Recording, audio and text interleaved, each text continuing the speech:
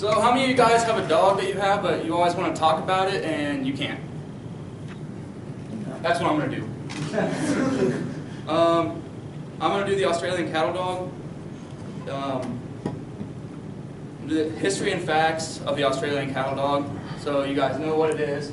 It's recently coming back, and you start to see more of them in the world because they're just becoming more popular. They're known as Australian cattle dogs. I have a blue heeler, and red heelers are like the blue heelers, but they're red. And then the Queensland heeler separates. The reason it's called a Queensland heeler is because it separates from the version that was made in Scotland, and that's a Scottish heeler, but they look a lot alike. So in 1840, Thomas Hall from South Wales actually bred these dogs because they were looking for dogs to herd in Australia, but the English setters they were too relaxed and they couldn't make the long hauls that the other dogs could. And it was so hot they needed a tough dog, but they just couldn't find one. All the dogs kept dying because they would run so far. So they actually mixed the Kelpie, which is like it's a herding dog, but it's used to herd sheep and not cattle, and the dingo, which is like a coyote in Australia. They mix these two because they're so like high-end, high-energy animals that they knew they could survive the long hauls. And then in 1940, Alan McNiven, actually the original heeler, started to get too soft because they started to breed them with other kinds of dogs, and they were just getting too soft and they started dying again and they couldn't make the hauls. So they actually he actually took blood from, they found the most like wild, vicious dingoes they could find in Australia, and they would capture them and they would put mix their blood back into the heeler, which made them, once again, like hardened up, made them more muscular and stronger. And then they got the coloration from the blue merle dog, which is another herding dog, old herding dog. And this is actually called the McNiven spot because they took it from the merle. And this spot right here it didn't come along until they started mixing with the merles. And they also call this the McNiven mask because they didn't actually get the trademark mask until they started breeding them with the merles. And then their physical characteristics, they're kind of shorter dogs. A lot of them are shorter, stockier dogs, which is good for the herding. It makes them more agile, and it makes them a lot faster to keep the cows in line. And they're really short and muscular because they just run a lot. Very high energy dogs. In the old times, they used to dock their tail. Everybody used to dock their tails. You would never see a blue heeler with a long tail.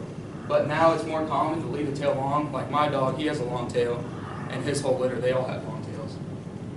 They have naturally pointy ears, which is another trademark that they get from the Kelpie and the dingo. They both have pointy ears. You don't have to crop their ears. And they have naturally shorter noses. They have so many different colors of these because they mixed them with so many different dogs.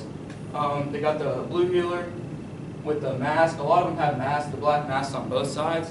The red heeler, which is a lot like the blue heeler, it's just the redder color they get from the dingo. Then they have solid white ones, which are pretty cool.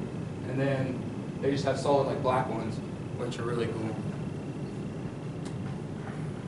So I talked to Liz Harold. She's a dog trainer out of Salina, and she actually owns blue heelers because she owns a farm. She uses them for herding. I asked her what were some of the traits she appreciated in the blue heeler. She said they were loyal. They're very, very loyal dogs, but the thing is they're loyal to one person. They attach themselves to one person, and they're like a shadow to him. They're very, very energetic dogs. If you keep them indoors all the time, they're probably going to chew up everything you own, and that's no good. You have to give them a lot of running. They're very loving dogs. They love whole families. If they get too protective towards one person, though, they will lash out towards people if they get too close to that person. And they're very, very tough dogs. That's what they get from the dingo.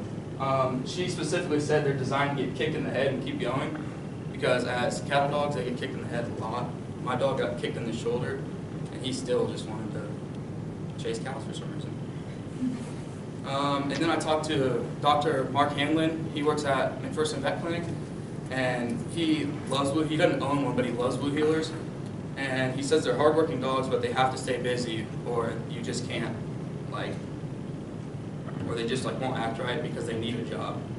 So I'll take you here to this video, show you kind of what the herding is.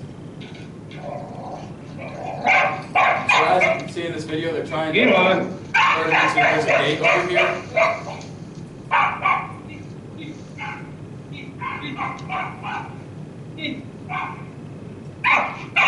There's the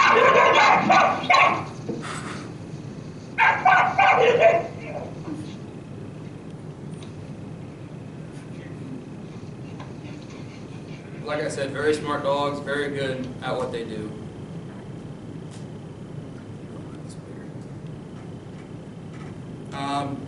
Their main use is herding, but they also... You left the video, right? Probably, but Okay, look, that don't work. The only thing David Hartwig ever wanted in life was to put in an honest day's work for an honest day.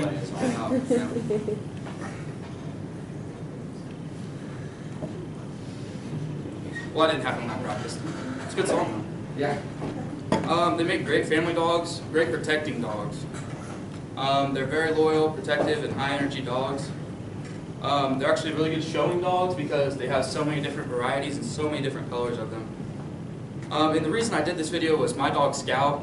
I recently got him. He's almost a year old now, and I really like having a healer. He goes with me pretty much everywhere, and he's just a good dog to have. And then there's my citation. So thank you, and hopefully you'll learn a little bit about having a blue healer.